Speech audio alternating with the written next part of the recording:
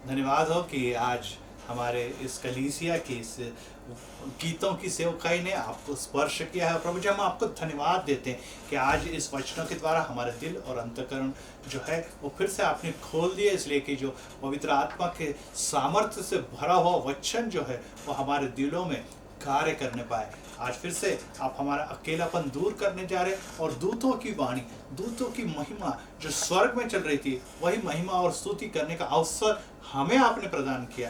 एक घर को आपने स्तुति और महिमा से भरते समय फिर से आशीर्वाद से भी भर दिया है। अब हम अपने मनों की तैयारी कर रहे हैं। प्रभु जी, हमारे मनों में, दिलों में कार्य कीजिए, क्योंकि आप हमसे बहुत प्रेम करते हैं और प्रेम करने के लिए आपने जो ये पवित्र वचन हमारे हाथों में इस मोबाइल या स्क्रीन के द्वारा भेजा है, उसके लिए हम शुक्रगुजार हैं। तो आइए वचन की तरफ बढ़ते हैं। और पिछली बार जब हमने देखा कि उसमें देखा कि यहाँ पर जो व्यक्ति है अकेला पड़ जाता है और उस अकेलेपन की जो निराशा भरे शब्द है, निराशा भरा जीवन है, वो किसी भी व्यक्ति के प्रगति में, वो चाहे दुनिया की प्रगति हो या आत्मिक प्रगति हो, वो कभी भी यशस्वी नहीं हो सकता, वो आगे कामयाब नहीं हो सकता। और इसीलिए ये अकेलापन दूर करे तो करे कैसे, अकेलापन हमसे मिट जाए तो जाए कैसे। और इसी के लिए हम देखते हैं कि समाज में अनेक लोग हैं जो खुद को अकेला समझते हैं और वो कहते हैं कि मुझे कोई पूछने वाला नहीं, मुझे कोई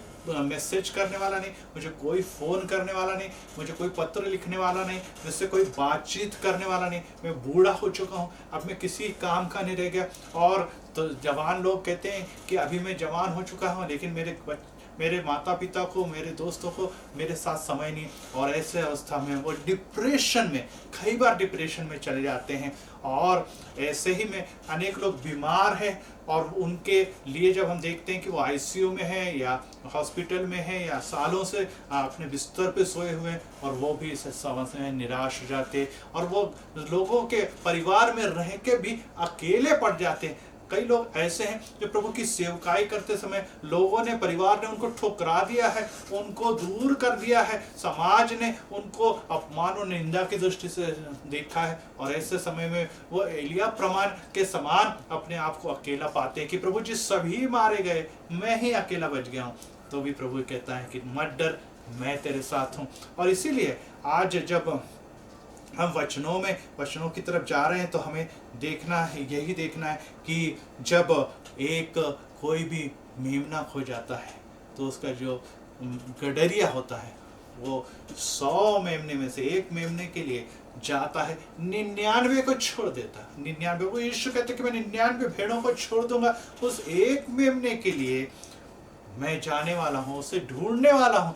और पीछे हमने देखा कि वो उसे ढूंढता है और ढूंढते हुए वो दूर तक चले जाता है। और तो जब उसे मेमना दिखाई देता है, वो मेमने को पुकारता है। मेमना भी अपने उस गडरिये की आवाज को सुनता है कि मैं यहाँ हूँ, और उस खोए हुए, उस दूर गए हुए मेमने को प्रभु लेता है, अपने कंधे पर उठाता है और अपने साथ वापस उस घर में ले आता है जहाँ पे 99 भेड़े उसके साथ है। और हमें दिखाई देता है कि वो कहता है, कंधे पर उठाकर अपने दोस्तों से कहता है, क्या वो खोया हुआ भेड़, वो खोया हुआ मेमना, वो खोया हुआ मेरा पुत्र, वो मेरी खोई हुई कन्या मुझे मिल गई है, आइए हम आनंद करें। जी हाँ, जब हम खो जाते हैं और वापस प्रभु यीशु में वापस आते हैं तो मुझे कहने में निश्चित ही वचन भी यही कहता है कि वो स्वर्ग में बहुत बड़ा आनंद होता है। वो बहुत बड़ा है कि मैं जो खो गया था वो मिल गया है, जो मर गया था फिर से जीवित हो उठा है। जी हाँ, इन दिनों में जीवित मसीही जीवन जीने की आवश्यकता हमें है, क्योंकि चारों तरफ मौत है और मौत के साए में जीवन देने वाला प्रभु अगर हमारे साथ है तो हमारा जीवन जो है वो मृतप्राय जीवन रख के काम चलेगा नहीं। तो हमारे जीवन में निश्चित ही जीवित व्यक्ति के सामर्थ्य, आनंद, खुशी हमें दिखनी चाहिए। लेकिन हम कहीं तो भी उस खुशियों को खो दे रहे हैं। शायद वही बीमारी के कारण हमारा स्वभाव चिड़चिड़ा हो गया है। आम्ही लोकांवर बोलतो, त्याला हाडून टाकून बोलतो। हमारा स्वभाव इस परेशानियों में रह के क्रोधाविष्ट हो गया और हम किसी की बातें सुनने को तैयार नहीं, अपनी मनमानी करते हैं और समझते हैं कि अब कोई मेरे लिए अच्छी बातें नहीं सोचता, नहीं करता। भाइयों, इन दिनों में विचार करने की आवश्यकता कि प्रभु हमसे प्रेम करता है। प्रभु ने हमें प्रीति का प्रेम का आत्मा दिया हुआ है, और प्रीति और प्रेम के आत्मा के द्वारा ही हम मसीह की प्रीति और प्रेम दुनिया को प्रकट कर सकते हैं। अगर हम चिड़चिड़े स्वभाव के हैं, हम क्रोधावेश स्वभाव के हैं, हम दूसरे को तोड़कर या दूसरे को चोट पहुंचाकर आनंद मनाने वाले लोग हैं, तो निश्चित ही हमें मसीह का आत्मा के फल हमारे जीवन में नहीं है। और इसीलिए प्रभु से आज हम पिछले संदेश में जैसे कहा, वैसे फिर दोबारा मैं आपसे गुजारिश कर रहा हूं कि देखिए, फिर से प्रभु के पास आइए। वो आपके जीवन में से सभी दुख सुख सभी तकलीफ दूर कर देगा। और वो जिस प्रकार से कहता है अपने रिजरेक्शन के समय, पुनरुत्थान के समय, कि मैं जाता हूँ और वहाँ पे आपके लिए घर तैयार करता हूँ, जब वो पूरी तैयारी हो जाएगी मैं वापस आऊँगा और आपको ले जाऊँगा, लेकिन तब तक मैं आपको अकेला छोड़ने वाला नहीं। पवित्र आत्मा आप पर आएगा और आपको सामर्थ्य प्राप्त होगा। जी हाँ, हम अकेले नहीं है, पवित्र आत्मा का सामर्थ्य हमारे साथ कार्य कर रहा है। प्रभु हमें दिखाई नहीं दे रहा है, लेकिन हमारे परिवार में आज जो चर्च या निश्चित ही हम कहेंगे कि परमेश्वर का मंदिर बन चुका है, उसमें मसीह वास करता है। और जो न देखे बातों पर विश्वास करता है वो धन्य है, प्रभु जी कहते हैं। तो आइए हम उस वचन की तरफ बढ़ने से पहले हम एक ऐसे व्यक्ति की तरफ देखें जो 38 साल से बीमार था और वो तालाब पर पड़ा है और प्रभु उसके पास जाता है और वो कहता है कि तुझे अच्छा होना है, do you want to become well? तब वो कहता है हाँ प्रभु जी मुझे अच्छा होना है, लेकिन मुझे इस तालाब में, इस देवड़ी के नीचे, इस कोई पानी में छोड़ने वाला नहीं है। जी हाँ, आज हमारी निगाह रखने वाला, हमारे साथ देने वाला, हमारी बात पूछताछ करने वाला कोई नहीं है। परंतु प्रभु ने 38 साल तक के उस दुखदाई व्यक्ति के जीवन को जाना और उसे समझ गया कि ये काफी समय से दुख उठा रहा है, अब समय आ गया है कि इसको मैं मुक्त करूं, इसकी बीमारी से इसे चंगा करूं, और साथ में जिस बात के कारण इसके जीवन में दुख आया है वो दुख से भी इसे मुक्त करो। तब उससे पूछता है कि तुझे ठीक होना है क्या? और उसका जब हाथ उठाता है और वो कहता है कि उठ, अपनी खाट उठा और चल, फिर चल उठ, अपनी खाट उठा और चल फिर। और हमें ऐसा दिखाई देता है कि वो अपनी खाट उठाकर चलने लगता है। और फिर बाद में वो जाकर प्रभु यीशु मसीह से मंदिर में जाकर मिलता है। जी हाँ, बहुत महत्वपूर्ण बात है कि जब हमको प्रभु उठाता है, प्रभु ये हमारे नींद में से, हम निद्रिस्त अवस्था में होता स्थान देखे प्रभु जब हमें जागृत करतो, तब हमें जो नींद जो खुलती है, दुनियादारी की जो सभी बातें जो हमें नींद में या हमें बांध कर रखती है, उससे मुक्ति मिलती है। तो हमें प्रभु के मंदिर में, प्रभु की सहभागिता में जाना है। प्रभु यीशु कहता कि तू अब ठीक हो चुका है, परंतु ध्यान रहे अब से पाप मत करना, अन्यथा तेरी अवस्था पहले से भी खराब हो जाएगी। जी हाँ, आज अकेलेपन में सबसे भयानक जो स्वरूप है उसकी तरफ आज हम चलने जा रहे हैं कि प्रभु जी मैं अकेला हूँ, और प्रभु जी कहता है कि मैं भी तुम्हारे लिए अकेला बनकर इस दुनिया में आया हूँ, लेकिन ध्यान रहे पाप मत कर, क्योंकि पाप के कारण आने वाला जो अकेलापन है वो महाभयंकर है, और उससे छुटकारा दिलाने के लिए मैं इस दुनिया में प्रकट हुआ हूं। और इसीलिए आज हम ये देखने वाले कि प्रभु भी खुद को अकेला महसूस करता है, क्योंकि वो इस दुनिया में अपने पिता और स्वर्गीय वैभव को छोड़कर आया। तो आइए हम इस वचन की तरफ बढ़ते समय पहले वचन की तरफ जाए। यूहन्ना रचित सुसमाचार उसका 13वां अध्याय और वचन 27 से लेकर 30 तक इस प्रकार से लिखा गया है। और उसने टुकड़ा डुबोकर शमौन के पुत्र यहूदा इस्करियोत को दिया, और टुकड़ा लेते ही शैतान उसमें समा गया। तब यीशु ने उसे कहा, जो तू करने वाला है तुरंत कर। तब वह टुकड़ा लेकर तुरंत बाहर चला गया, और रात्रि का समय था। यहाँ पर हम एक महत्वपूर्ण घटना देखते हैं कि प्रभु यीशु के साथ चलने वाला ये शिष्य, प्रभु यीशु के द्वारा चुना हुआ शिष्य, प्रभु यीशु के उन 12 शिष्यों का महत्वपूर्ण उच्च स्थान प्राप्त किया हुआ शिष्य के बारे में जब हम पढ़ते हैं और देखते हैं तो ऐसा लिखा गया है कि शैतान सभी की परीक्षाएं लेता है। प्रभु यीशु मसीह की भी परीक्षा उसने ली, परंतु हमें यह दिखाई देता है कि इस परीक्षा के द्वारा शैतान के उस लूसीफर उस यहूदा के जीवन में प्रवेश कर जाता है और वो प्रभु अपने जो गुरु को, अपने रब्बी को, अपने प्रभु को पकड़वाने में मदद करता है। लास्ट सफर में जब प्रभु सबसे प्रेम करता है, वो कहता है कि अब मेरा शरीर जो है वो सभी दुनिया के लिए इस प्रकार से तोड़ा जाने वाला है, मरोड़ा जाने वाला है। मेरा लहू सभी के पाप क्षमा के लिए तो सूली पर बहने वाला है और आप सबों के साथ मेरे स्मरणार्थ अपन ये सब बातें भोजन ग्रहण करने वाले मराठी में कहा कि माझा स्मरणार्थ है करा। और ये सब करने के लिए जाते समय वो जब पहला कौर किसी को देता है तो वो उसको पकड़वाने वाले यहूदा के मुंह में देता है और वो देखते हैं कि वो उसके मुख में जाते से शैतान उसमें समा जाता है। जी हाँ, देखिए लास्ट सफर के इस चित्र में यहाँ पर सबसे महत्वपूर्ण घटनाएं घट रही है जिसमें हमें दिखाई दे रहा है कि उसमें शुद्धता की प्रक्रिया अब से प्रभु दोबारा आने तक चलने वाली है। उसी में ये घटना घटित होती है कि उस समय शैतान भी कार्य कर रहा है। जी हाँ, ध्यान रहे, शैतान का कार्य ही है कि वो प्रभु के सेवकाई में, प्रभु के साथ चलने वाले लोगों के बीच में समाकर उनके जीवनों को अपने हाथों में लेकर प्रभु के खिलाफ कार्य कराना चाहता है। जी हाँ, या तो हम प्रभु के साथ है या तो प्रभु के खिलाफ है, बीच का कोई रास्ता नहीं है।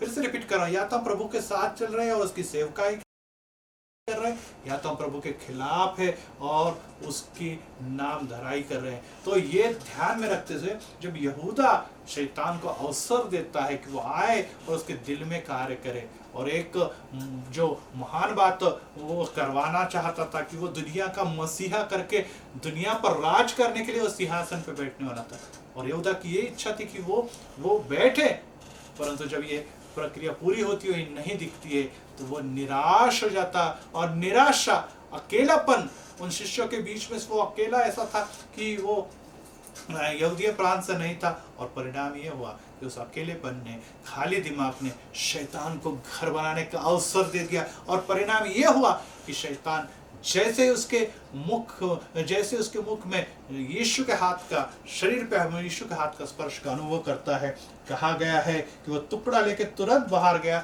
और उस समय बाहर रात्रि का समय था। जी हाँ, अंधकार, प्रकाश, एक तरफ प्रभु यीशु मसीह का प्रकाश था और दूसरी तरफ अंधकार था। यस, प्रीति यीशु मसीह की, यीशु मसीह का आनंद, यीशु मसीह की फेलोशिप, यीशु मसीह की शांति, ये सब होते हुए भी Simon went out immediately and it was night. अंधेरे में घिरे हुए लोगों के बीच में वो अकेला निकल गया है। आज हमारे जीवन में शैतान अगर प्रवेश करता है तो हम कहाँ पर है? क्या हमारे दिल में अंधकार है, हमारे परिवार में अंधकार है, हमारे विचारों में अंधकार है? और अगर अंधकार है तो हम निश्चित इस प्रभु जो प्रकाश देने वाला है, जो हमारे जीवन को प्रकाशित करने वाला, उससे कहीं तभी दूर है, उस फेलोशिप से कई बार दूर है। कई बार ऐसा होता है भाइयों कि मंडली में हमारे खिलाफ हमारा किसी से बात हो जाता है, हम किसी से झगड़ पड़ते हैं, कुछ बातें हमें चर्च की पसंद नहीं आती और हम कहते हैं अरे अरे बस हो गया, अब मुझे इस मंदिर से अलग हो जाना है। और हम क्या करते हैं, चर्च में आना बंद कर देते हैं। नहीं, हमें ये पास्टर साहब पसंद नहीं है, ये हमारे मंडली के जो एल्डर है वो हमें अच्छे नहीं लगते, हम ये जो व्यक्ति है उसका चेहरा में देखना नहीं चाहता, और ये लोग जो है वो मेरी इच्छा अनुसार काम नहीं करते। और अपनी इच्छाओं के लिए, अपनी खुशी के लिए और अपने विरोध प्रकट करने के लिए हम कलीसियाओं को छोड़ देते हैं। हम एक कलीसिया नहीं छोड़ रहे भाइयों, हम विरोध दर्शाते हुए हम प्रभु यीशु मसीह के फेलोशिप को, सहभागिता को छोड़ रहे हैं। और उसके बाद हम कहते हैं हम अपने घर में प्रार्थना करेंगे, क्या घर में यीशु नहीं है क्या? वो हमारी प्रार्थना सुनेंगे। या हम कहते हैं कि नहीं, अब मुझे प्रभु यीशु ही नहीं चाहिए। बात जब बहुत बढ़ जाता है हम कहते हैं कोई फायदा नहीं, किसी भी चर्च में जाओ सब यही बातें, उससे बेहतर है कि मैं अपने घर पर जाऊंगा। और ये सब बातें शैतान की ओर से। ध्यान रखिए, प्रभु यीशु मसीह भी जब उस मंदिर में जाता है, उसकी स्वच्छता करता है, उस समय भी भ्रष्ट था क्योंकि शैतान वहां भी कार्य कर रहा था। यहाँ पर लास्ट सफर के समय भी आप देख रहे हैं कि शैतान वहां भी कार्य कर रहा है और हमारे मंदिर और उसके आसपास भी शैतान भटक रहा है। जो अवसर दे रहा है उसके जीवन में वो प्रवेश कर जाता है। परंतु जो मसीह के फेलोशिप में जुड़ा रहता है उसको वह हाथ नहीं लगा सकता, हाथ लगाता भी है तो भी प्रभु से सुरक्षित करता है। जिस प्रकार एक कोयले का टुकड़ा जलती हुई अग्नि में और कोयले के साथ जलता है या वो गर्मी देते रहता है, परंतु जब वो कोयला अग्नि से बाहर कर दिया जाता तो अधिक समय तक जल नहीं पाता, वो बुझ जाता है, वो बुझ जाता है। परंतु यही कोयला, बुझा हुआ कोयला भी जब अन्य कोयले के साथ, जलते हुए कोयले के साथ आता है, बेदारी के उस समूह में आ जाता है, तो मुझे कहने दीजिए वहां पर वो कोयला भी जाने अनजाने में जलने लगता है, क्योंकि हवा उसे चलाती है, सहभागिता उसे चलाती है, और ये हवा सहभागिता पवित्र आत्मा की सहभागिता है। इसलिए ध्यान में रहे, मंदिर चर्च छोटा या बड़ा नहीं होता है। प्रभु हमारा महान है, वो बड़े चर्च में भी रहता है, छोटे चर्च में भी रहता है, छोटी कलीसिया में सेवकाई करता है। हमें प्रभु यीशु की तरफ देख कर कार्य को करना है। परंतु इसने, यहूदा ने देखा कि नहीं नहीं नहीं नहीं, यहाँ पर मेरी योजना पूरी होती हुई दिखाई नहीं दे रही है, और इसलिए मैं इनसे अलग हो जाता हूँ और योजना को पूर्ण करने वाले प्रभु यीशु मसीह को पकड़वा देता हूँ। शायद ये इस डर से, खौफ से बदल जाए और फिर से मेरे रास्ते पर चले। और हमें यहाँ पर दिखाई देता है कि यीशु मसीह को वो पकड़वा देता है। देखिए, यीशु मसीह ने को पहले से ही जानता था कि यहूदा जो है वो चोर है, वो डिबिया में से पैसे चुराता है। यहूदा जो कैशियर है और वो एक दिन मुझे पकड़वा लेने वाला है। पतरस ये मुझे ठुकराने वाला है, 3 बार मुझे वो ठुकरा देने वाला है, मेरे साथ के सभी शिष्य भाग जाने वाले। लेकिन फिर भी प्रभु यीशु मसीह ने खुलेआम कभी भी उनको दोष नहीं दिया। पर यहाँ पर देख रहे हैं कि इसको भी खुलेआम कभी भी दोष नहीं दिया। तो यहूदा को भी वो अवसर देता है। उसे लग रहा था कि जिस प्रकार से पतरस जो मुझे 3 बार ठुकराने के बाद बदल गया, इसे भी एक अवसर दिया जाए, शायद ये भी बदल जाए। परंतु उसने उस अंधकार की सत्ता में जाने के बाद फिर से वापस लौटने की कोशिश नहीं की, उसने प्रायश्चित नहीं किया, उसने वापस सहभागिता में आने की कोशिश नहीं की।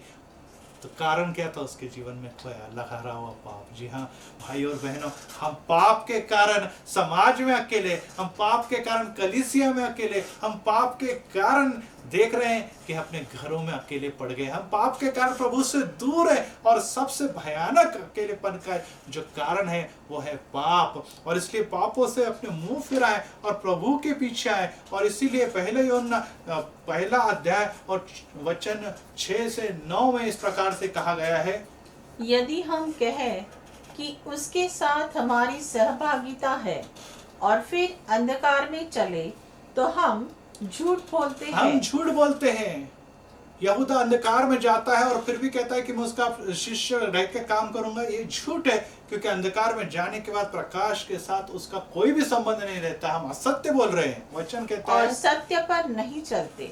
पर यदि जैसा वह ज्योति में है वैसे ही हम भी ज्योति में चले तो एक दूसरे से सहभागिता रखते हैं। हम ज्योति में चलते तो हमारी मंडली और कलीसिया के लोगों के साथ भी सहभागिता है, और हमारे परमेश्वर और पिता, पुत्र और पवित्र आत्मा के साथ भी सहभागिता है। और उसका क्या लाभ मिलता है हमें? देखिए सहभागिता का लाभ, और उसके पुत्र यीशु मसीह का लहू हमें सब पापों से शुद्ध करता है। यीशु का लहू सारे पापों से मुक्त करता, शुद्ध करता है हमें। और क्या होता है? यदि हम अपने पापों को मान ले, लेकिन हम अकेले होने पर, पापों के कारण अकेले पड़ गए हैं, तो प्रथम हमें करना है प्रायश्चित और पापों को मान लेना है।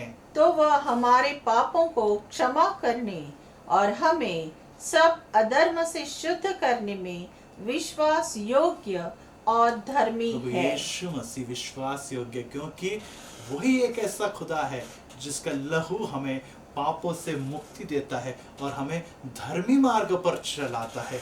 लेकिन भाई और बहनों, हम इन दिनों में एक दूसरे से मुंह छिपाकर घूम सकते हैं, एक दूसरे से क्रोध के कारण और वाद के कारण एकमेकांपासून तोंड लपून फिरू शकतो, परंतु एक दूसरे को क्षमा करना उतना आसान नहीं। प्रभु जी ने कहा कि उन्हें क्षमा कीजिए, हे प्रभु इन्हें क्षमा कीजिए। वो सूली से भी यही शब्द कहता है। आज हम एक दूसरे से मुंह छुपा कर न घूमे, हम एक दूसरे को क्षमा करें, क्योंकि क्षमा करने के बाद हमारी फिर से फेलोशिप हो जाएगी व्यक्ति के साथ और पिता के साथ। परंतु अगर हम एक दूसरे से मुंह छुपाते हैं तो शायद हम कुछ समय टेंशन से बच जाएंगे। कहते हैं कि अरे उससे क्या बात करना, उसको देखकर मेरा सिर का जो पारा है, मेरा जो गुस्सा है वो सर पर चढ़कर बोलता है, मुझसे रहा नहीं जाता और मैं चर्च में मंदिर में बैठकर खुदा की ओर ध्यान नहीं दे सकता। यस, सही बात है। गुस्सा कभी भी खुदा की ओर, परमेश्वर के वचनों की ओर हमारा ध्यान केंद्रित नहीं करने देता। हमें करना क्या है? हमें उस व्यक्ति को, उस भाई को, उस बहन को क्षमा कर देनी है, क्योंकि प्रभु यीशु ने उसे क्षमा किया है तो हमें भी क्षमा करना है। और हमारे पापों की क्षमा के लिए पहले हमें व्यक्ति के पापों की क्षमा करना अनिवार्य है। और ऐसा व्यक्ति जब पापों की क्षमा मिलता है तो वो टूटता नहीं तो जुड़ जाता है, और वे एक परिवार के रूप में और उस दुल्हन के रूप में उस स्वर्ग में दूल्हे प्रभु यीशु के साथ एक दिन रैप्चर के रूप में ले जाएंगे। परंतु भाई और बहनों, आज इन दिनों में जब लॉकडाउन का समय है और अनेक लोग पीड़ित है, इस दरिद्र व्यक्ति को देख रहे हैं जिसका नाम लाजर है, जिसकी स्टोरी आप पवित्र शास्त्र में पढ़ते हैं। और आज सिर्फ दरिद्री जो लोग हैं या इस प्रकार से जो कठिन अवस्था है वो हर व्यक्ति के जीवन में है। शायद कोई स्वास्थ्य के रूप में दरिद्र है, उसके पास पैसा है, धन है, सब कुछ है, लेकिन बीमारी के कारण उसका शरीर जो है वो इतना कमजोर हो चुका है, वो दरिद्र की अवस्था में पहुंच चुका है। वो जिनके पास धन संपत्ति, नौकरी चले गई, वो दरिद्र की अवस्था में पहुंच गए। और ऐसे व्यक्ति हमारे आसपास है। देखिए, ऐसे अकेले व्यक्ति, ऐसे निराश व्यक्ति हमारे आसपास है, और जो हम उसके प्रकाश में चलते हैं, जो हम उसके साथ सहभागिता रखते हैं, उन लोगों ने उनके लिए काम करना भी जरूरी है कि जो आशीर्वाद तुम्हें और हमें प्राप्त हुआ वो उन्हें भी प्राप्त हो। वो दरिद्र जो व्यक्ति था उस धनवान व्यक्ति के दरवाजे पर पड़ा हुआ था, देवड़ी के सामने पड़ा हुआ था कि वो आए और चूरा तो भी मिल जाए और उससे उसकी क्षुधा जो है वो पूरी हो जाए, लेकिन ऐसा न हो पा रहा था। वो जो मालक था, वो जो धनी व्यक्ति था, वो अपने घर में एंजॉय कर रहा था। इन दिनों में अनेक लोगों से हम बातचीत करते हैं, अनेक लोगों के फोन कहते हैं, अरे हमारे यहाँ तो लॉकडाउन लगने वाला है, हमारे यहाँ तो सभी लॉकडाउन लगने वाला, देखो मैंने किराना भर के रखा है, मैंने सभी अन्न धान्य भर के रखा है, मैंने सब्जियां भर के रखी है, मैंने मटन मच्छी लाकर रखी है, अब मुझे किसी बात की कमी नहीं, मैं सुखी अपने घर में रहूंगा। यस, हम हमारे घर में सुखी है, परंतु बाहर अनेक लोग दुखी है। उनके बारे में क्या? उन लोगों के लिए क्या? कुछ लोग कहते हैं कि अरे हम पास्टर साहब हमारे कोई खाने को नहीं तो हम लोगों को क्या देंगे। ध्यान रखिए, आप मसीही है और आपके साथ मसीह है, दुनिया की हर उत्तम बातों का निर्माण करता था, आपके साथ है। तो लक्ष्य ठेवा, उसके द्वारा, उसके आशीर्वाद के द्वारा आपका हाथ, आपकी प्रार्थना, आपकी सेवकाई उस दुखी व्यक्ति, अकेले व्यक्ति का भी जीवन बदलने में सक्षम है। इसलिए आप अपने को कमजोर ना समझे, आप मसीह आपके साथ है, आपको हाथ आगे बढ़ाना है, कार्य प्रभु करने वाला है। और यहाँ पर आप देख रहे हैं कि लूका उसका 16वें अध्याय में जब हम जाते हैं और उस व्यक्ति की तरफ देखते हैं जो इस देवड़ी पे पड़ा हुआ है, और उसके बारे में वो जो धनी व्यक्ति है वो भी मर जाता है। और यहाँ पर ये लिखा है कि ये जो दरिद्र व्यक्ति है वो भी मर जाता है। और होता क्या है मरने के बाद? और अधोलोक में उसके पीड़ा में पड़े हुए अपनी आंखें उठाई। यहाँ पर जो धनवान व्यक्ति था वो पीड़ा में है, वो नरक या अधोलोक में पड़ा हुआ है, और वो जलते हुए अग्नि के बीच में से आंखें उठाकर ऊपर की ओर देखता है तो उसे क्या दिखाई देता है? और दूर से अब्राहम की गोद में लाजर को देखा, और उसने पुकार कर कहा, हे पिता अब्राहम, मुझ पर दया करके लाजर को भेज दे। जी हाँ, देखिए, धनवान व्यक्ति अभी नरक में पड़ गया, लेकिन अभी भी उसका जो घमंड है वो चूर नहीं हुआ। अभी भी उसकी अपेक्षा है कि जिस व्यक्ति को मैंने कुछ भी मदद नहीं की, जिसको मैंने चूरा भी अपना घर का नहीं दिया, वो व्यक्ति अभी भी इस योग्यता का नहीं, वो आए और मेरी मदद करे, वो आए और मेरी मदद करे। देखिए, कौन से हक से आप मांग रहे? आपने उसके लिए कुछ नहीं किया, लेकिन उसने अब भी आपके लिए कुछ तो भी करना है। ये सोच जो है ये हमारे दिमाग की धनवान ने हमारे दिमाग की गरीबी की दर्शाता है, हमारे दिमाग की घमंड को दर्शाता है कि हमारे पास पैसा, हमारे पास धन है तो गरीब लोगों ने हमारी मदद करनी ही चाहिए। और इस लॉकडाउन के समय में जो अमीरी का जो घमंड था, नशा था, वो प्रभु ने उतार दिया है। जो ज्ञान थे, जो बड़े बड़े मेडिकल साइंस की खोज करने वाले थे और बड़े बड़े हॉस्पिटल थे, बड़े बड़े राष्ट्र की उनकी सोच को नाकारस बता दिया है, क्योंकि प्रभु ने बता दिया कि एक छोटा वायरस भी आपके जीवन में अगर प्रवेश कर जाए तो मैं आपके राष्ट्र को हिला सकता हूँ, आपकी जो बड़ी बड़ी जो इमारत है उसको गिरा सकता हूँ। और वो गिर रही है क्योंकि मनुष्य को अभी भी घमंड है कि मैं अपने धन, अपने पैसे और अपने बुद्धि के और के द्वारा फिर से कुछ तो भी हासिल कर लूंगा। जी हाँ, यहाँ पर भी उसे ऐसा लग रहा था कि लाजर भेजा जाएगा और पानी की बूंद देकर मेरे जीव को वो ठंडा करेगा, लेकिन ताकि वह अपनी उंगली का सीरा पानी में भिगोकर मेरी जीभ को ठंडी करे, क्योंकि मैं इस ज्वाला में तड़प रहा हूँ। मैं इस ज्वाला में अकेला तड़प रहा हूँ, मैं इस ज्वाला में अकेला तड़प रहा हूँ। जी हाँ, पाप जो है वो इस दुनिया में ही हमें अकेला नहीं कर देता है, तो पाप हमें उस अकेलेपन में भेज देता है जहाँ पर पीड़ा दुख है, जहाँ पे अधोलोक और नरक की पीड़ाएं वहाँ पर पहुँच जाता है। और यहाँ से हम लोग उस खुशी मनाने वाले लोगों को देखेंगे जिन्होंने अपने जीवन में बहुत कुछ नहीं प्राप्त किया, उसके पास धन नहीं है, पैसा नहीं है, शायद उसके पास आरोग्य भी नहीं है, या चकड़े आरोग्य देखिए नहीं, लेकिन उसके साथ प्रभु यीशु मसीह था और इसीलिए वो बचाया गया। वो प्रभु के साथ आनंद मनाने के लिए उस दुनिया में पहुंच गया जहां पर उसके और भी भाई बहन है, जहां पर और भी भाई बहनों से उसका मिलाप होना है। क्योंकि प्रभु कहता है कि इस जीवन में मरने के बाद आपको फिर से जब आप स्वर्ग में पहुंचेंगे तो जो पहले आपसे पहुंचे उनसे और हमारी फिर से मुलाकात होने वाली है। इन दिनों में अगर आप अकेले पीछे रह गए कि मेरा भाई प्रभु जी गुजर चुका है, मेरी माता और पिता मुझे छोड़कर जा चुके, तो एक समय आने वाला है तो तारीख की नाज होने वाली है, प्रभु उतरने वाला है और हमारे जितने भी खोए हुए लोग हैं त्यांची आणि आमची परत एकदा भेंट होणार आहे। इसलिए आप रोए ना, शोक ना करें जैसे दुनिया शोक करती है, एक दिन उनकी और हमारी मुलाकात होगी। परंतु अगर हमारी मुलाकात वहां न होते हुए नरक में होती है तो कितनी खौफजदा बात है। याद रहे, हम नरक में अकेले दुख भोग रहे हैं, लेकिन स्वर्ग में सभी हमारे आशीर्वादी लोगों के साथ, मंडली के साथ, कलीसिया के साथ आनंद मनाने वाले। अगर इस दुनिया में हमने प्रभु को छोड़ दिया और अकेले जीवन जीना, स्वार्थी जीवन जिया, प्रीतिमय जीवन नहीं जिया, तो एक दिन ऐसा आने वाला है कि हम नरक में दुख भोगेंगे और हम अपने नजरों के सामने जो विश्वास है जिसको आज हमने ठुकरा दिया है, उस मसीह लोगों को जिनका हमने अपमान किया है और उनकी सहभागिता से हमने अपने आप को दूर कर दिया है, पाप और शैतान को हमने अवसर दिया कि हमारे जीवन में कार्य करे और दुनिया के सभी आनंद और खुशियां जो हमें धन और पैसे से और सुख और चैन से मिल सकती थी उसके पीछे लगे रहे।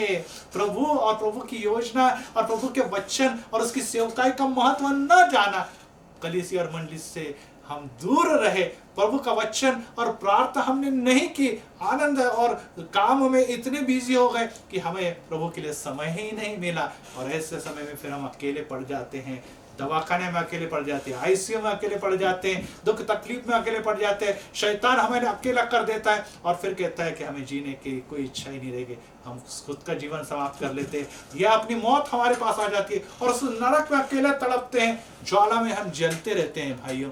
और उस समय हमारा कोई भी साथ देने वाला नहीं होता। उसे वो कहता है कि मैं तो जल रहा हूँ, मैं जाऊं, जा उसको भेज, लाजर को, उस दरिद्र को भेज, वो जाकर वो मेरे भाइयों को बताएगा, जो मेरे 5 भाई है वो अभी भी उसी खुशहाली में, चैन में और सभी प्रकार की दुनियादारी में खोए हुए, उन्हें बताए कि मेरे क्या हाल हो रहे।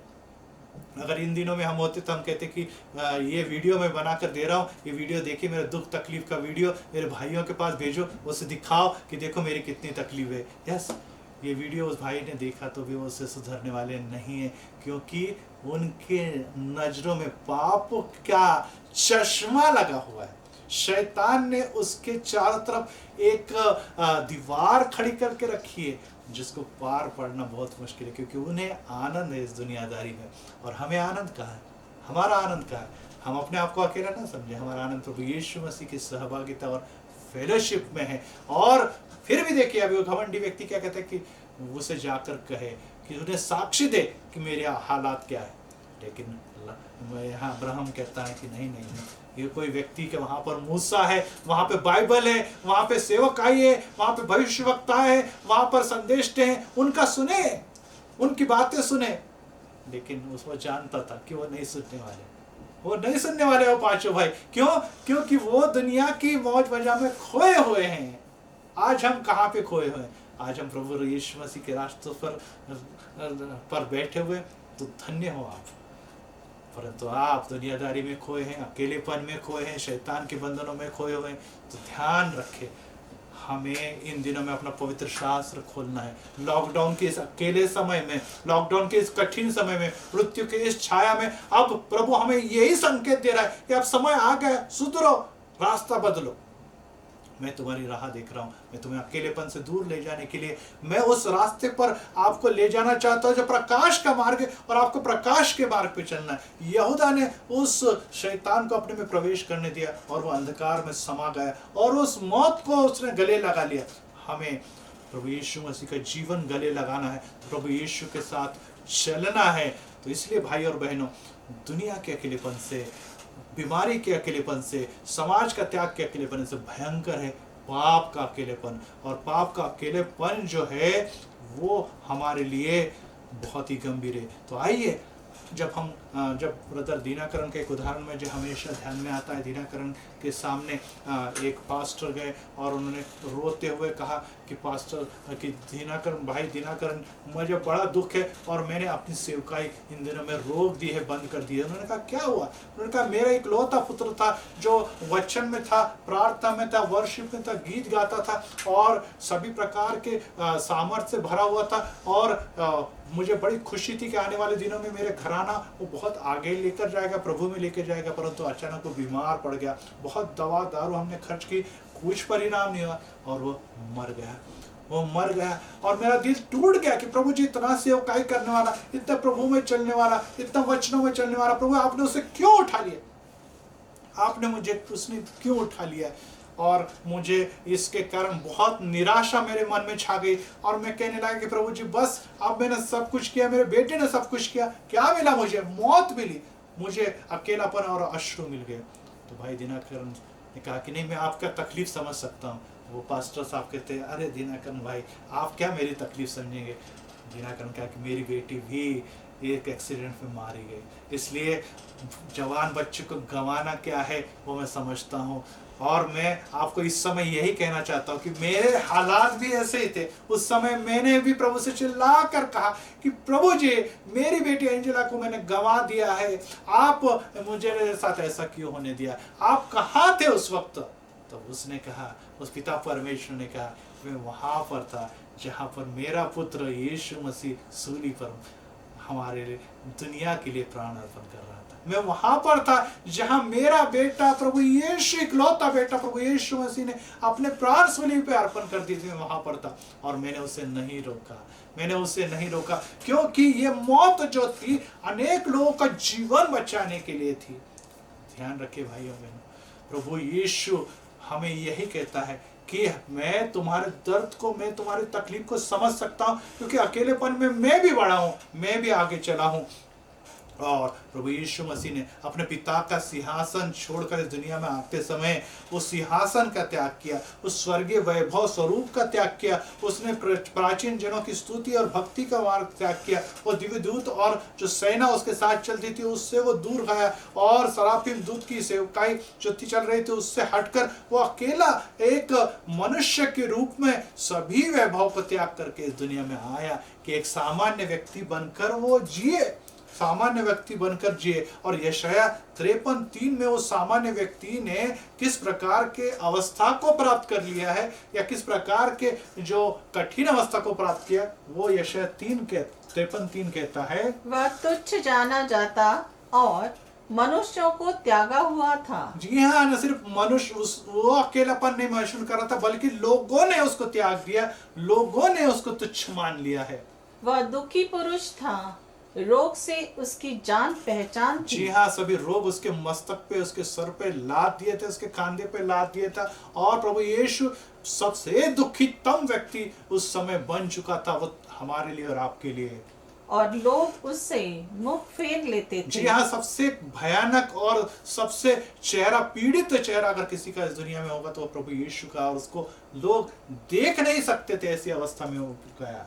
वह तुच्छ जाना गया और हमने उसका मूल्य न जाना। जी हाँ, हमारे लिए वो तुच्छ हो गया, हमारे लिए वो नाकारा हो गया, हमारे लिए वो सब तकलीफ और सभी पाप ले जाने वाला वो मेमना बन गया, जिस पर परमेश्वर का क्रोध का प्याला उतर रहा है। और फिर भी हमने उसे न जाना, उसने न जाना, उसने अपना रूप खो दिया, उसने अपना सौंदर्य खो दिया, उसने अपना जो आरोग्य था वो खो दिया, इसलिए कि हमें जीवन प्राप्त हुए।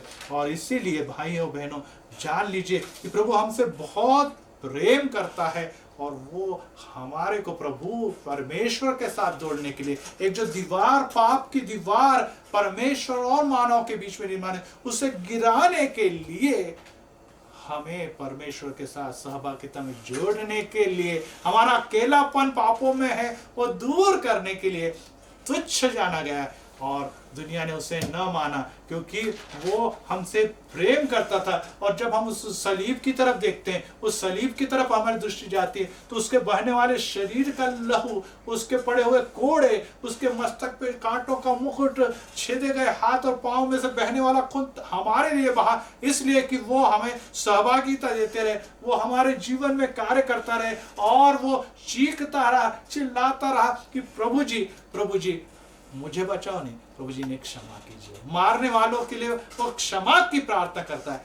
हम इन दिनों में सही में क्षमा से भरे हुए हैं क्या? हम इन दिनों में सही में क्षमाशील है क्या? हमारा प्रभु हमारे लिए अगर दुख उठा रहा है तो हम थोड़े से दुख से क्रोधाविष्ट हो जाते हैं और अपने आप को तोड़ लेते हैं, मंडली से तोड़ लेते हैं, लोगों से तोड़ लेते हैं, अपने लोगों से तोड़ लेते हैं और उन्हें बहुत सारी बातें सुना देते हैं। त्याला आम्ही न ते काय बोलतो यासाठी कि आमचं मनाला शांती बनावा। जी हाँ, शांति मन को, दिल को तभी प्राप्त होती है जब हम क्षमा करते हैं, जब हम उसको क्षमा करते हैं।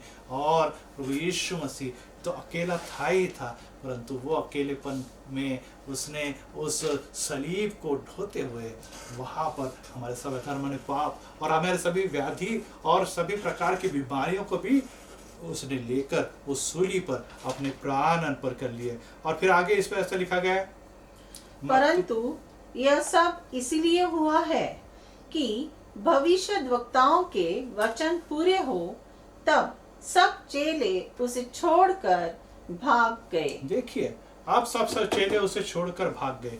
यहाँ पर परमेश्वर जो हमारे लिए संकल्प और योजना लेकर आया है, वो सब पूरी होते समय ऐसा लिखा गया है कि वो अकेला हो गया, उसे कोई भी चाहने वाला नहीं, उसे भी कोई भी प्रेम नहीं। And all the disciple left him and fled, सभी भाग गए हैं, सभी उसको छोड़कर भाग गए। जी हाँ, कहते आप कहेंगे ना, जीवन से और अपने मौत का तो सभी को डर रहता है, हमें भागना पड़ेगा। जी हाँ, हमें भागना किससे? हमें सलीब से नहीं भागना है, हमें पाप से भागना है। ध्यान में रखिए, हम मोहपाश पाप से हम भागेंगे, शैतान को भगाएंगे, तभी हम स्वर्ग में पहुंच पाएंगे, तभी हम स्वर्ग में पहुंच पाएंगे। और इसीलिए हम लोगों ने ये बात जान ली है कि हमारे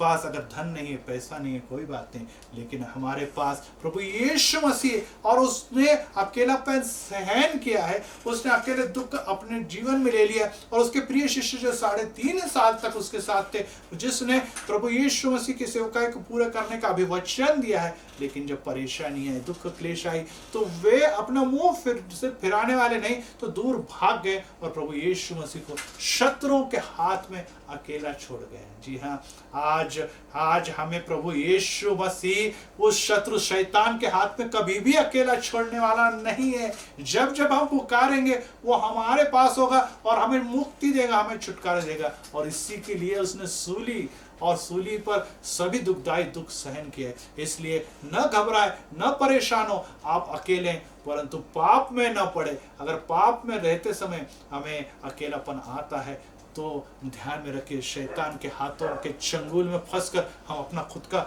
नाश कर लेते हैं। सभी शिष्य भाग गए, प्रभु यीशु मसीह फिर से अकेला इस दुख और तकलीफ को भोगने वाला बन गया है। और आगे ये देखा गया है कि होसन्ना होसन्ना के नाम से ये सभी शिष्य जब उसे उस सिंहासन की ओर ले जाने लगे और कहने लगे कि राजाओं का राजा, प्रभु का प्रभु, जिसकी हम राह देख रहे थे वो यही है। और वो कहता है कि प्रभु के नावा नहीं है ना राजा, धन्यवाद ही तसो, यही हमारा राजा है, यही हमारा प्रभु है। ऐसा करके जब वो लाखों लोग घोषणाएं दे रहे थे तो ऐसा लगने लगा था कि अब मसीह जो है वो इस्राएल की गद्दी पर बैठने वाला है, यरूशलेम में राज्य करने वाला है। परंतु यहाँ पर परिस्थिति, हालात थोड़ी देर में ही बदल गई जब प्रभु कहता है कि मेरा ये राज, ये दुनियादारी का राज नहीं, मेरा राज जो है वो लोगों के दिलों पे राज करना है। मैं इस दुनिया के सिंहासन पर बैठने वाला नहीं, क्योंकि मैं पिता के दाहिनी तरफ उस सिंहासन पर बैठने वाला राजकुमार हूं। मैं आपके दिलों पर राज करना चाहता हूं। और आज हम देख रहे हैं कि दुनिया के बहुत से राष्ट्र जो है प्रभु यीशु मसीह के नाम से मसीही राष्ट्र कहलाते। उसने तलवार के द्वारा इन राष्ट्रों को जीता नहीं, उसने वचन के द्वारा उस राष्ट्र को, प्रेम के द्वारा उस राष्ट्र को, उद्धार के द्वारा उन राष्ट्रों को जीता हुआ है। और जब हम देखते हैं कि लोग जो आज उसकी स्तुति कर रहे थे, दूसरे क्षण उसकी बुराई करने लगते। और यूहन्ना उसके 19वां अध्याय 15 वचन में लोग कैसे पलटी मारते हैं इसका अनुभव है। इस पर वे चिल्ला उठे, इसे ले जाओ, इसे ले जाओ, इसे क्रूस पर चढ़ाओ। पिलातुस ने उनसे कहा, क्या मैं तुम्हारे राजा को क्रूस पर चढ़ा दूं? जी हाँ, बड़ा ही उस रोमन पायलट को आश्चर्य हुआ होगा कि कल तक जो हम डर रहे थे कि कहीं यही राजा, प्रभु यीशु राजा ना बन जाए, आज लोग कितने बदल गए। जी हाँ, दुनियादारी में हमारे खिलाफ लोग कई बार पट से अपनी बाजी बदल देते हैं। और जो हमारी प्रशंसा करने वाले, जब उनको हमसे लाभ नहीं मिलता, प्रभु यीशु मसीह से कोई फायदा नहीं मिलता, तो वो तुरंत बदल जाते और यीशु से नफरत करने लगते, यीशु के विरोध में बोलने लगते। ध्यान रहे, प्रभु यीशु कभी न बदलने वाला है। वो हमें जीवन से, दुनियादारी का जीवन नहीं तो सार्वकालिक जीवन देने के लिए दुनिया में है। वो दुनिया की नश्वर बातें नहीं तो अनश्वर बातें देने में इंटरेस्ट है, परंतु आदि त्याच्या धार्मिकताने नीतिमत्वासाठी जाता। अगर हम इसके लिए प्रयत्नशील होंगे तो दुनिया की सभी उत्तम बातें, दुनिया के हर बातें वो देगा। परंतु जब हमें ये बातें नहीं मिलती है तो हम प्रभु यीशु के खिलाफ बगावत कर उठते हैं, हम उसके खिलाफ आवाज उठाने लगते हैं कि प्रभु नहीं, प्रभु ये नहीं मिला, प्रभु वो नहीं मिला, प्रभु मुझे ये चाहिए था, मैं नहीं चाहता। और जब वो हमें प्रार्थना के द्वारा नहीं मिलता तो हम कहते हैं, प्रभु ने मुझे छोड़ दिया, प्रभु ने मुझे अकेला छोड़ दिया, प्रभु जी मेरी प्रार्थना नहीं सुनता, प्रभु जी मेरी आवाज नहीं सुनता। क्या बात है। जी हाँ, यह अविश्वास है जो शैतान ने हमारे जीवन में पिरो दिया है। ये पाप है जो हमें यीशु से दूर ले जाता है और शैतान और अंधकार के करीब ले जाता है। और वो कहता है कि क्या मैं तुम्हारे राजा को क्रूस पे चढ़ा दूं? हम अपने परिवार के कोई व्यक्ति को क्रूस पे चढ़ाएंगे क्या? नहीं चढ़ाएंगे। परंतु वे क्या कहते हैं, देखिए, महापुरोहितों ने उत्तर दिया, रोमन सम्राट के अतिरिक्त हमारा कोई राजा नहीं है।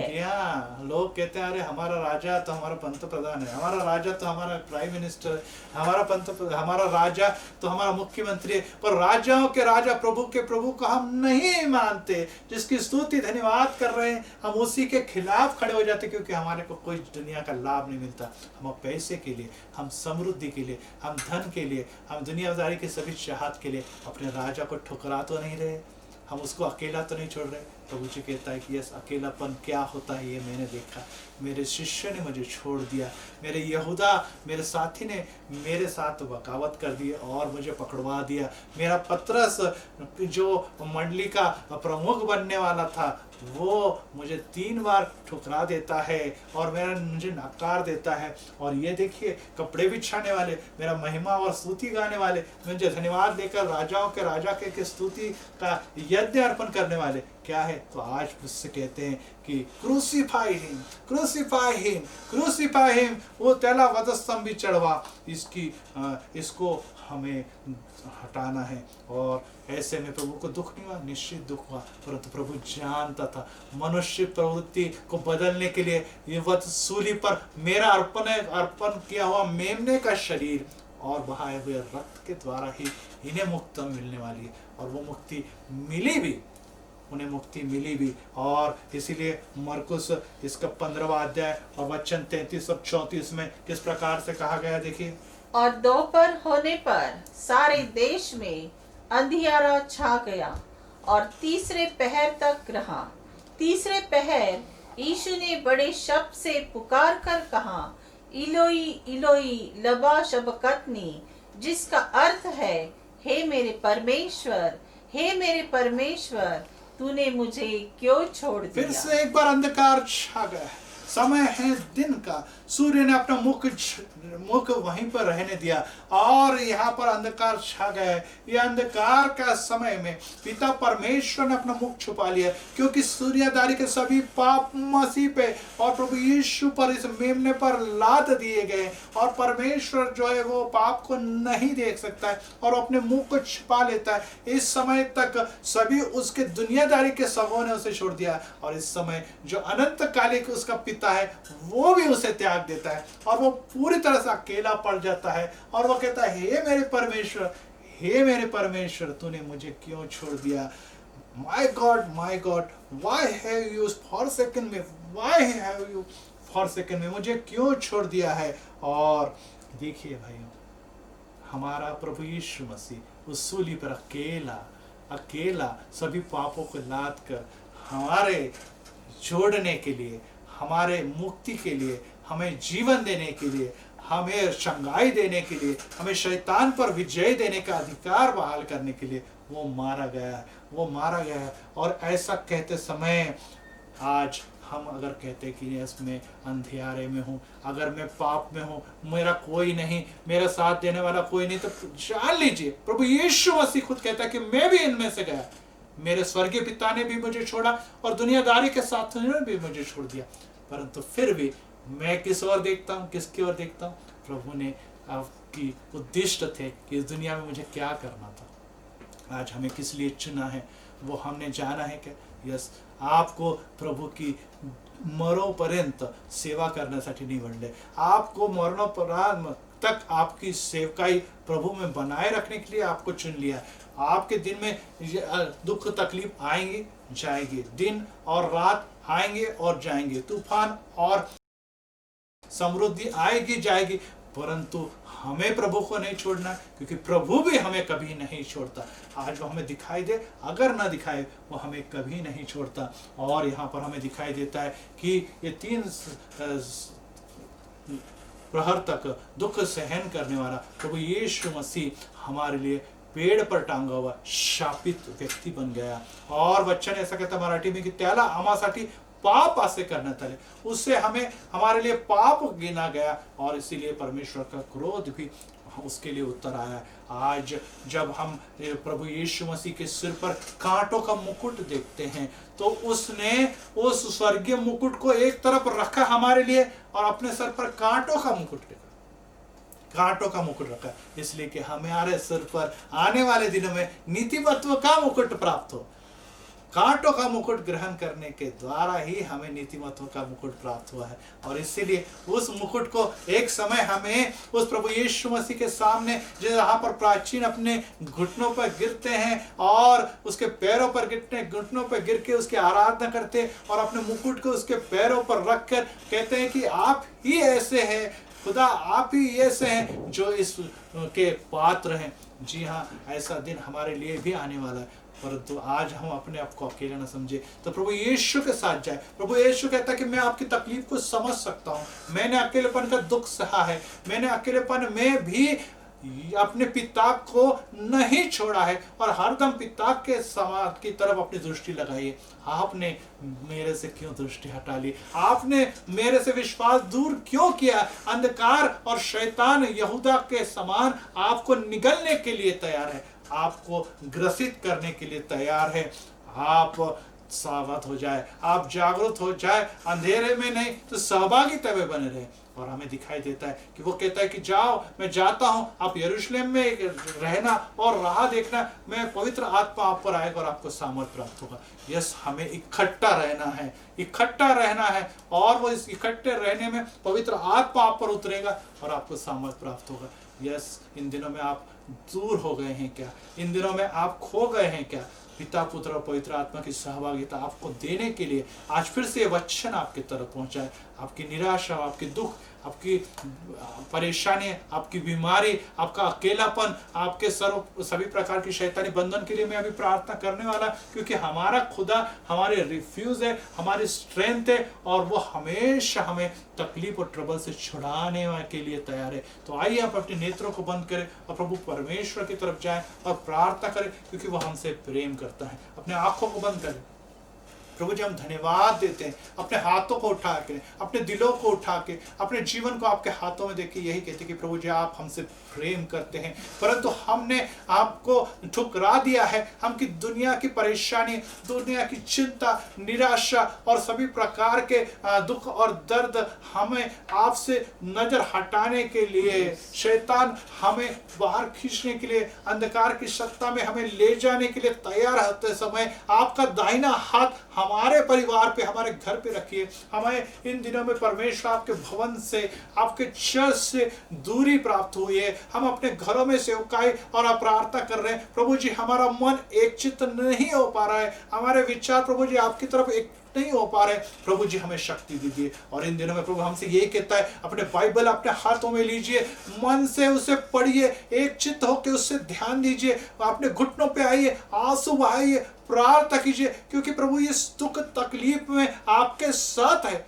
जिस यीशु ने दुख तकलीफ उठाते हुए पिता से प्रार्थना की कि प्रभु आप इन्हें अकेला ना छोड़े, जैसा आपने मेरे से प्रेम किया वैसे मैंने भी इनसे प्रेम किया, और वे भी आपसे प्रेम करते हैं। जी हाँ, हम आपसे प्रेम करते पिता परमेश्वर, हम आपसे प्रेम करते प्रभु यीशु मसीह, जो पवित्र आत्मा हमें आज सामर्थ्य के साथ आपके चरणों में लेकर आए। उसने हमें दिखाया है कि मैं कभी भी अकेला नहीं हूँ, मुझे प्रभु छोड़ने वाला नहीं। इसलिए इस विकार के समय में, इस बीमारी के समय में प्रभु यीशु आपका पवित्र हाथ उस दुखराए रहे जीवन में, उस परेशान व्यक्ति के सर पर, उस बहन के सर पर, उस भाई के सर पर, उस जवान के सर पर, उस वृद्ध के सर पर इसी समय रखिए और उसे सभी बीमारियों से उसे मुक्ति दीजिए। काफी समय, शायद 38 साल के दुखियारी जैसी उनकी हालात है प्रभु जी, उसके सुध लेने वाला कोई नहीं, वो अकेला पड़ा हुआ है। प्रभु जी उसके अकेलेपन में दूरी के पहले उसे बीमारी से मुक्त कीजिए।